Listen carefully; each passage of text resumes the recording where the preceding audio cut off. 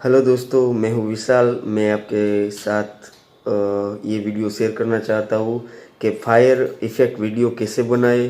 तो मैं लाया हूँ फायर वीडियो इफ़ेक्ट कैसे बनता है। तो चलो हम शुरू करते हैं।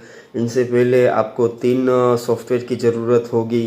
एक है पिक्सआर्ट, दूसरा है पिक्सल लैब और तीसरा है काइन मास्टर। तो इन तीन सॉफ्टवेयर की ज़रूरत पड़ेगी। तो उसके साथ हम फायर इफेक्ट वीडियो कैसे बनाते हैं, तो चलो हम शुरू करते हैं। इनसे पहले मेरे वीडियो को आप लाइक करें, शेयर करें और सब्सक्राइब करें, ताकि मुझे मोटिवेशन मिलता रहे। प्लीज़ मेरे चैनल को लाइक करो, शेयर करो और सब्सक्राइब करो। चलो हम शुरू करते हैं फायर इफेक्ट वीडियो कैसे बनता है।